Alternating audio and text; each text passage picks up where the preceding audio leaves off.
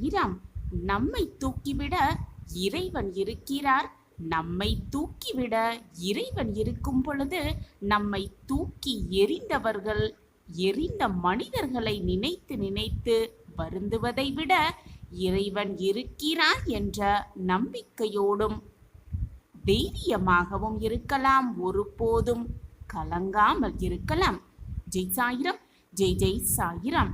நம்ம சாயன்பர்கள் எல்லாரும் எப்படி இருக்கீங்க? எல்லாரும் நல்லா இருப்போம். ஓம் சாயிரம். என் அன்பு பிள்ளையே, அவசரப்பட்டு தள்ளிவிட்டு பின் தவித்து கொண்டிருக்காதே. இதை தெரிந்து கொள். உன்னுடைய வாழ்வு சந்தோஷமாக மாறுவதற்காகத்தான் உன் அப்பா பேசிக்கொண்டிருக்கிறேன் உன்னோடு. ஆம் என் பிள்ளையே, இதை கேட்ட நொடி முதல் உனக்கு ராஜயோகம் அடிக்கப் போகிறது. உன் வாழ்வில் மகிழ்ச்சிக்கான ஏற்றமிகு பாதையை நான் உருவாக்கிவிட்டேன் என் பிள்ளையே. உன்னுடைய தரத்தை எடை போடும் தராசு மற்றவர்களிடத்தில் கண்டிப்பாக இல்லை. அது உன்னிடம் மட்டுமே இருக்கிறது. ஆம் என் குழந்தையே, அது உன்னிடம் மட்டுமே இருக்கிறது. என் அன்பு மகளே, வீசுகின்ற வாசனையை பொறுத்துதான் மலர்கள் மதிக்கப்படுகின்றது. அதே போலத்தான் பேசுகின்ற வார்த்தையை பொறுத்துதான் மனிதர்களும் மதிக்கப்படுகிறார்கள். எனவே என் பிள்ளையே, என்ன பேசுகிறாய் என்பதை முதலில் சிந்தனை செய்துவிட்டு பின் பேச துவங்கு. உன் வாயிலிருந்து வரும் வார்த்தைகள் மற்றவர்களை காயப்படுத்தாத வண்ணம் இருக்குமாறு பார்த்துக்கொள். எல்லா மனிதர்களையும், உன்னை சுற்றி இருக்கும் எல்லா மனிதர்களையும் நம்புவது என்பது மிக மிக ஆபத்து என் பிள்ளையே. ஆபத்து என்று சாயப்பா சொல்லிவிட்டார். அதற்காக சுற்றி இருப்பவர்களை ஒருவரையும் நம்பாமல் இருப்பது பேராபத்து என் குழந்தையே. சிந்தனை செய்து பார். உன்னை சுற்றி இருப்பவர்கள் எப்படியாப்பட்டவர்கள் என்பதை சிந்தனை செய்து ஆராய்ந்து பின் அவர்களோடு பழக்கத்தை வைத்துக்கொள். உன்னுடைய நல்ல குணங்களையும் கெட்ட குணங்களையும் நீ தெரிந்து கொள்ளாமல் இருப்பதுதான் நீ மற்றவர்களை குறை கூறிக்கொண்டே இருக்கிறாய். உனக்கு கிடைக்கும் மகிழ்ச்சி என்பது, ஆம் என் பிள்ளையே, உனக்கு கிடைக்கும் மகிழ்ச்சி என்பது இடங்களை பொறுத்து அமைவதே கிடையாது. உன்னோடு பயணிக்கும் மனிதர்களை பொறுத்துதான் அந்த சந்தோஷம் அமைகிறது. எந்த இடத்தில் உறவுகள் உன்னை வேண்டாம் என்று ஒதுக்கி வைக்கிறார்களோ, வேண்டாம் என்று ஒதுக்கி வைத்தார்களோ, அதே இடத்தில் இறைவன் உன்னை உயர்த்தி வைப்பார்.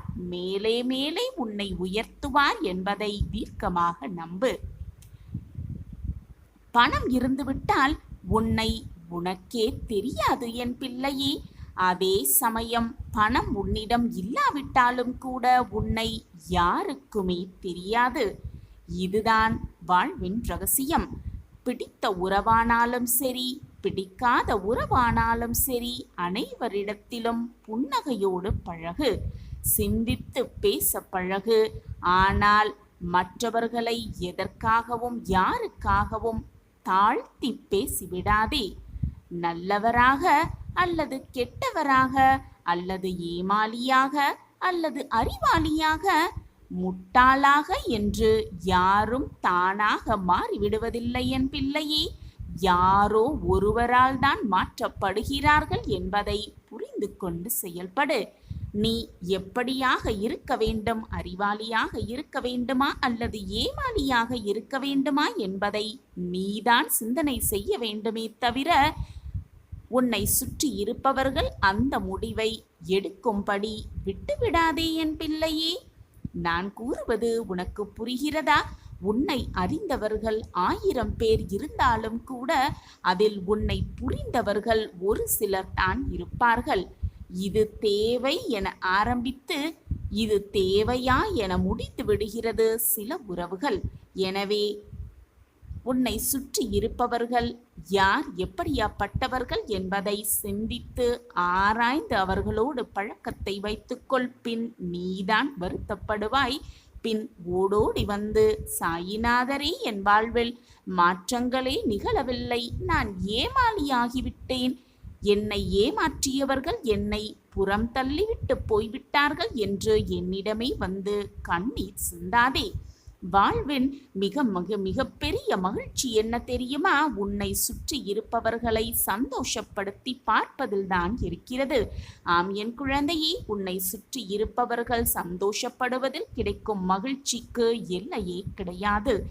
குற்றம் சொல்வதற்கு 1000 காரணங்கள் இருக்கலாம். ஆனால் மன்னிக்கவும் மறக்கவும் ஒரே ஒரு காரணம் போதும் என் பிள்ளையே, அதுதான் அன்பு. அந்த அன்பு இருந்துவிட்டால் மன்னிக்கவும் மறக்கவும் மிக சுலபமாக முடியும். யாரையுமே, உன்னை சுற்றி இருக்கும் யாரையுமே திருத்துவது உன் வேலை அல்ல என் குழந்தையே.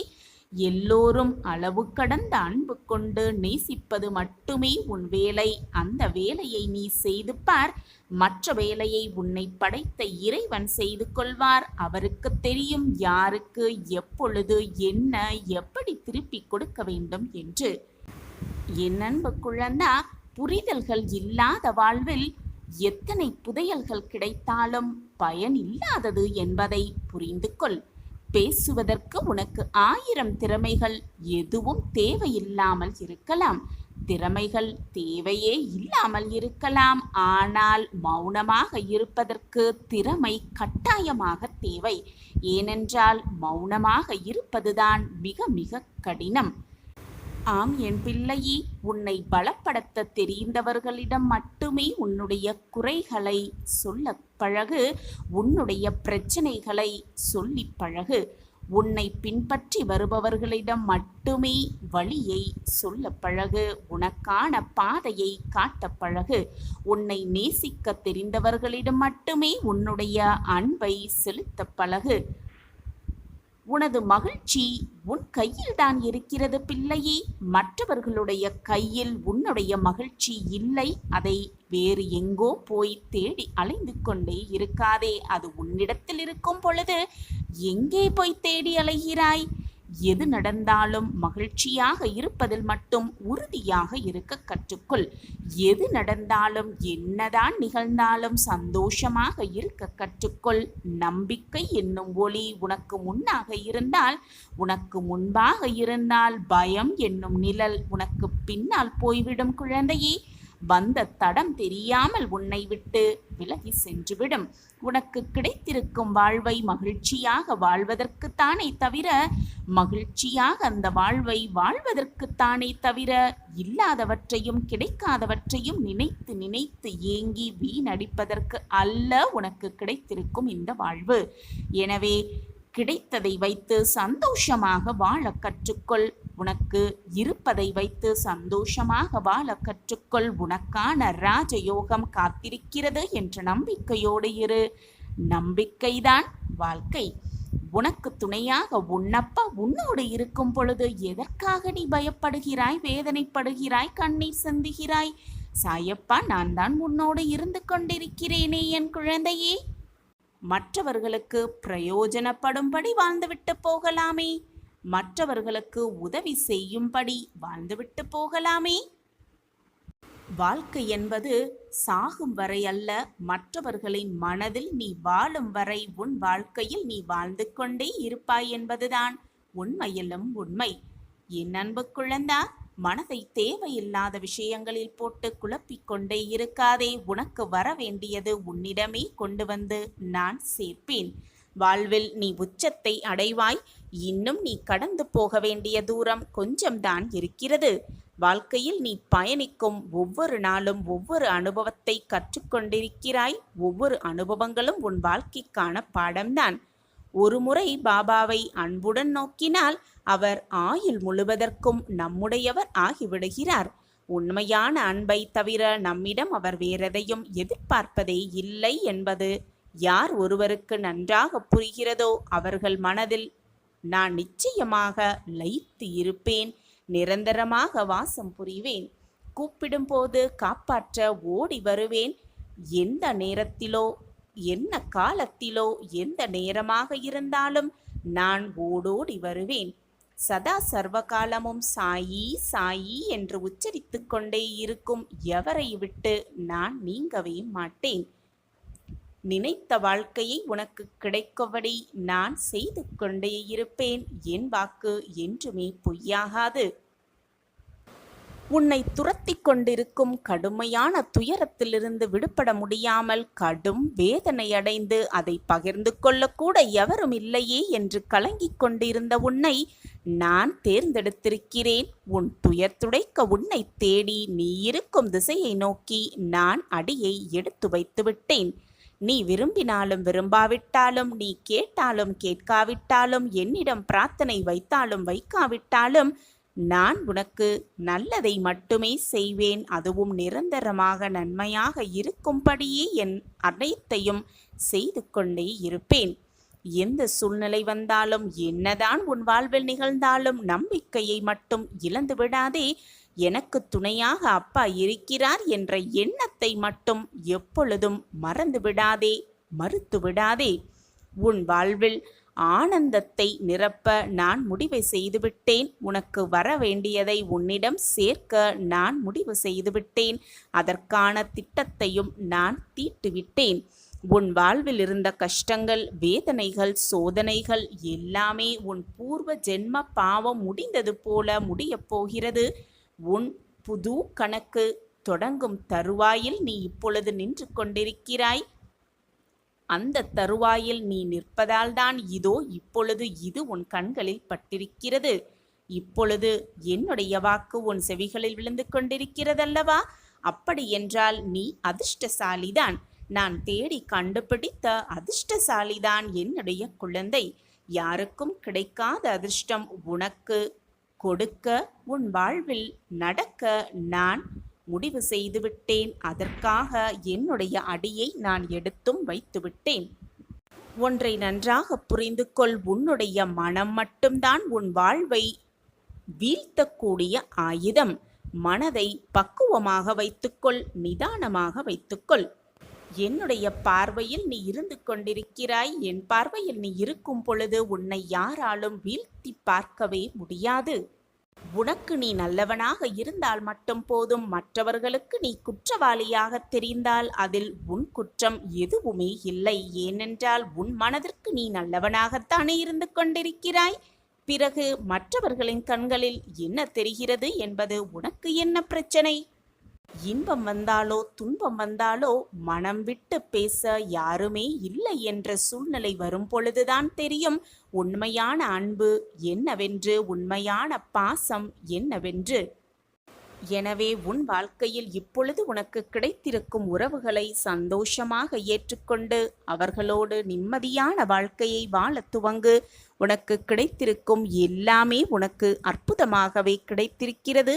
இனியும் அப்படித்தான் நடக்கும். நீ எதிர்பார்ப்பதற்கு மேலாக எல்லாம் உன் வாழ்க்கையில் நிகழும்படி நான் பார்த்து பார்த்து செய்து கொண்டுதான் இருக்கிறேன். உனக்கான அதிர்ஷ்டகரமான காலம் நேரம் எல்லாம் கூடி வந்து கொண்டிருக்கிறது. நீ என் பிள்ளை. நான் தேடி கண்டுபிடித்த பொக்கிஷம். உனக்கு நல்லது நடத்தாமல், உனக்கு நல்லது செய்யாமல் வேறு என்னதான் வேலை இருக்கிறது எனக்கு? உன் சாயப்பா அனைத்தையும் பார்த்து கொண்டே இருக்கிறேன். சுற்றி பலர் உயர்ந்து கொண்டிருக்க நாம் எத்தனை உழைத்தும் அப்படியே இருக்கிறோமே என்று ஏங்குவது ஏற்புடையது அல்ல. உன் திறன் வேறு, மற்றவர்களின் திறமை வேறு, உன்னுடைய களம் வேறு, உன்னுடைய காலமும் வேறு. யாரிடமும் உன்னோடு ஒப்பிடாதே. உழைப்பை கைவிட்டு விடாதே. உனக்கான சமயம் வரும், உனக்கான நேரம் வரும், உனக்கான காலம் வரும். அதிர்ஷ்டம் உன் பக்கமும் வீசும். காலம் மாறிக்கொண்டேதான் இருக்கும். மாற்றம் ஒன்றே மாறாதது. நான் இருக்கிறேன். இன்பத்தை கண்டு பரவசப்படாமல், அதிகமாக பரவசப்படாமல், துன்பத்தை கண்டு துவண்டு விடாமல், அப்படியே துவண்டு சரிந்து உட்கார்ந்து விடாமல் உன்னை சமநிலையில் வைத்துக்கொள்ள பழகிக்கொள். அப்பொழுது எதற்குமே நீ கலங்க வேண்டிய அவசியமே இருக்காது. இந்த பக்குவமான மனநிலைக்கு முதலில் உன்னை கொண்டு வருவது மிக மிக கஷ்டமாகத்தான் முதலில் இருக்கும். ஆனால் முயன்று பார். முடியாதது என்று எதுவுமே இந்த உலகில் இல்லை. உலகத்தில் எதுவுமே நிலையானது அல்ல என்பதுதான் உண்மையிலும் உண்மை. நிலையாமை மட்டும்தான் இந்த உலகின் ஒரே நிலையான உண்மை. அந்த உண்மையை உணர்த்துவதும் தெளிவதுமான அனுபவமே நமக்கு வாழ்க்கை பயணமாகவே ஆகிறது. அந்த பயணத்தில் ஏதோ ஒரு கட்டத்தில் நாம் விரும்பியோ விரும்பாமலோ இந்த உண்மைக்கு நாம் ஆட்கொள்கிறோம். அதன் தாக்கத்தில் தீவிரத்தில் நாம் அனைவருமே செயலிழந்து நிதானமிழந்து தவறி மயங்கி நிற்கிறோம். அத்தகைய மயக்க நிலையை எதிர்கொள்ளவும் அதிலிருந்து மீளும் வழிவகைகளை நாம் தெளிவாக தெரிந்து கொள்ள வேண்டும். அதன்படி நம் வாழ்க்கையை நகர்த்தி கொண்டே இருந்தால் வாழ்க்கை அர்த்தமுள்ளதாகவும் அனைவருக்கும் பயனுள்ளதாகவும் மாறிவிடுகிறது. நிலை இல்லாதவர்களை நிலையானது என எண்ணி அதில் மனம் மயங்கி வாழ்க்கையை வீணடிக்காமல் நிலையான பேரருளை உணர்ந்து தெளிந்து அதன் வழி நிற்பதே நம் வாழ்க்கையில் நீ முன்னேறுவதற்கான வெற்றியடைவதற்கான மிகப்பெரிய ஊக்கமாகவே இருக்கும். எதை செய்வதற்கு முன்னாலும் எதை பேசுவதற்கு முன்னாலும் ஒரு முறை பேசு. அதை பேசுவதற்கு முன் இருமுறை யோசித்து பின் பேசு. எதுவுமே சில காலம்தான். ஆசைப்படுவதை பேராசைப்படுவதை மறந்துவிடு என் குழந்தையே. நீ ஆசைப்பட்டதை மட்டும் மறந்து விடாதே. வெற்றி என்பது அனைவருக்கும் மிக சுலபமாக கிடைக்க விடுவதில்லை. ஆனால் வெற்றி பெறுவதற்கான தகுதி எல்லோருக்குமே மிக எளிதாக கிடைக்கும். வாய்ப்பும் கிடைக்கும். அதை எப்படி பக்குவமாக சமயோஜித புத்தியாக பயன்படுத்திக் கொள்கிறோம் என்பதுதான் வெற்றி அடங்கி இருக்கிறது. உன்னை யாராலும் தோற்கடிக்கவே முடியாது. நீ உன் சாயப்பாவின் பிள்ளை அல்லவா? உன்னுடைய நம்பிக்கையை தோற்கடிக்காமல் பார்த்துக்கொள். நான் இருக்கிறேன் அனைத்திற்கும் சாட்சியாக. எப்பொழுதுமே உனக்கு வரும் சுமைகளைக் கண்டு பயந்து விடாதே. சிந்தனை செய்து கொண்டே இரு. என்ன செய்ய வேண்டுமோ அதை பற்றி யோசித்து கொண்டே இரு. யார் என்ன பேசினாலும் அதை துளி கூட காதில் வாங்கிக் கொள்ளாதே. உன் மனதிற்கு எது சரி என்று படுகிறதோ அதை மட்டும் செய்து கொண்டே இரு. உன்னை மட்டும் எப்பொழுதும் நம்பு. உன்னை நம்பு. உன் மனதை நம்பு. உன் சாயப்பா மீது முழு நம்பிக்கை வை. நான் விழாமல் வாழ்ந்துவிட்டேன் என்பது பெருமையல்ல, வெற்றியும் அல்ல. விழுந்தாலும் எப்படி தன்னம்பிக்கையோடு எழுந்து அந்த வெற்றியை பிடித்தேன் என்பதுதான் வாழ்க்கையின் சூட்சமமே அடங்கி இருக்கிறது குழந்தையே. எனவே விழுந்துவிட்டால் துவண்டு விடாமல், அப்படியே உட்கார்ந்தும் விடாமல், கண்ணீர் சிந்தாமல் வாழ்க்கையே போய்விட்டது என்று எண்ணாமல் எழுந்து கம்பீரமாக வீர நடைப்போடு. உனக்கு துணையாக உன் அப்பா எப்பொழுதும் உன் அருகிலேயே வருவேன். நீ தடுக்கி விழும் சமயத்தில் உன்னை கைதூக்கி நல்ல வழியில் உன்னை அனுப்பி வைப்பேன். உன் அருகிலேயே நானும் வந்து கொண்டே இருப்பேன். உன் இலக்கை அடைய நான் என்ன வேலைகளெல்லாம் செய்யணுமோ அந்த வேலையை நான் செய்து கொண்டே இருப்பேன் என் பிரியமான குழந்தைக்காக. இந்த வாழ்க்கை ஒரே முறைதான். அதுவும் இந்த பொக்கிஷமான வாழ்க்கை கிடைத்திருப்பதும் இந்த ஒரு முறைதான். அதை சந்தோஷமாகவும் மகிழ்ச்சியாகவும் ஆனந்தமாகவும் வாழ கற்றுக்கொள். பொறுமை ஒருபோதும் தோற்றதே இல்லை. அதேபோல் பொறாமை ஒருபோதும் ஜெயித்ததே இல்லை. நாம் கேட்காமலேயே இத்தனை சந்தோஷத்தையும் மகிழ்ச்சியையும் அள்ளித்தந்த இறைவன் நாம் கேட்கும் சிலவற்றை தருவதே இல்லை. நமக்கு எப்பொழுது எதை தர வேண்டும், எந்த நேரத்தில் தர வேண்டும் என்பது அவருக்கு, நம்மை படைத்தவருக்கு நன்றாகவே தெரியும்.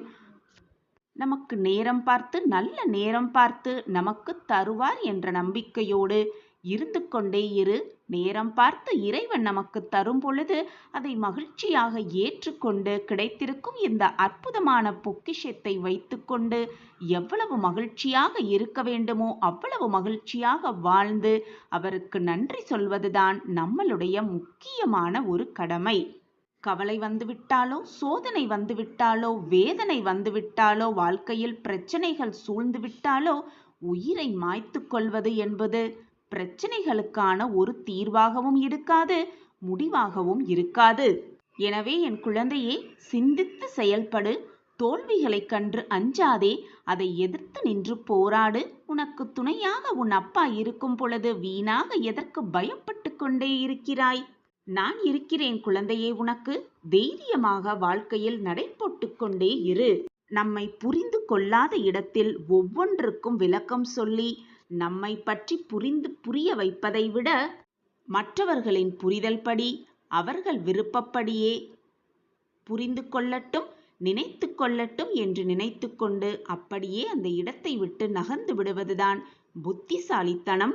தவறான புரிதல் இருக்கும் இடத்தில் நீ சொல்லப்படும் விளக்கம், உன்னை நிரூபிக்க நீ சொல்லும் அந்த வார்த்தை எளிதில் புலப்படாது. உன் வார்த்தையும் அவர்களுக்கு கேட்கவே செய்யாது, அர்த்தமற்றதாகவே இருக்கும். எனவே மற்றவர்களுக்கு நீ நல்லவர் என்று நிரூபிக்க அவசியமே இல்லை. உன் மனதிற்கு நீ நல்லவராக இருந்தாலே போதும், நீ நிச்சயமாக வாழ்வில் ஜெயிப்பாய். குழந்தையே, உன்னுடைய உழைப்பு உண்மையாக இருந்தால் உன்னுடைய உயர்வும் நன்மதிப்பும் செல்வமும் செல்வாக்கும் எல்லாம் உன்னை தேடி வரும் சர்வ நிச்சயமாக.